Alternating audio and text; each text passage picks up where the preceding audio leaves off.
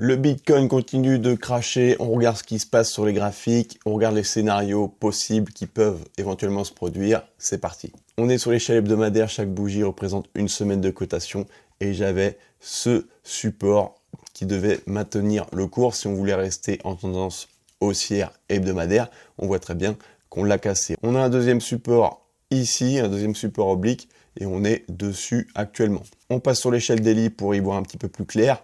Donc moi, mon scénario, j'espérais que ce support tienne. Là, on voit qu'on a quand même une belle tendance baissière qui s'est mise en place. Et là, on est sur un niveau charnière, mais je pense malheureusement que ça va continuer d'aller plus bas. Et ça va aller probablement chercher, je pense, ce niveau de polarité qu'on a ici. Un niveau de polarité, pour rappel, c'est une zone qui a été résistance, puis support. Et là, on est en train de revenir dessus. La théorie de dos s'est inversée, on a des plus hauts qui sont de plus en plus bas, des plus bas qui sont de plus en plus bas. Donc on est bien dans une tendance baissière daily.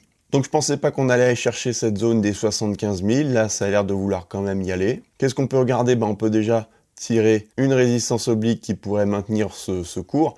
De toute façon, comme on voit que le précédent plus haut est ici, on n'inverserait pas cette tendance baissière tant qu'on ne casserait pas le niveau des 106 000. À moins, évidemment, qu'on aille faire encore un nouveau plus bas par rapport aux 84 000. Et là, le plus haut à casser serait le niveau des 92 000 pour inverser la tendance. On essaie bien de mettre des résistances pour marquer les tendances et voir justement que ces tendances seraient inversées quand on casserait justement les résistances par le haut. On peut en tracer une autre ici. Hop. Donc la première résistance à casser, ce serait celle-ci. La deuxième, ce serait celle-ci pour franchement inverser les tendances et repasser au niveau des supports qui ont cédé. Donc celui-là, il a cédé, donc on peut le supprimer. Et là, on voit qu'on est sur celui-ci. Il y a quelque chose qui marche pas mal sur le Bitcoin, c'est les divergences RSI. Le RSI, c'est cet indicateur que je viens d'afficher à l'écran.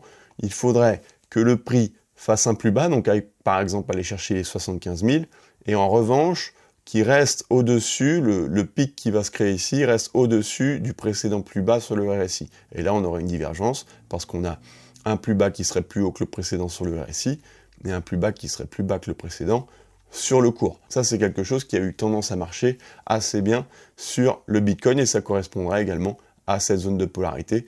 Donc là, moi, mon scénario, il est le suivant. Premier scénario, on continue d'enfoncer, on va chercher cette zone de polarité des 75-73 000, pour éventuellement remonter, valider la divergence, et aller rechercher et casser le précédent plus haut des 91 000, et les résistances obliques qui peuvent maintenir ce cours baissier. Scénario moins optimiste, on va chercher le niveau des 75 000 et on continue de suivre ces niveaux de résistance oblique pour aller éventuellement aller chercher le précédent plus bas qui sera le chiffre rond des 50 000 $. Voilà, scénario moins optimiste mais qui peut être éventuellement assez probable vu la tendance actuelle.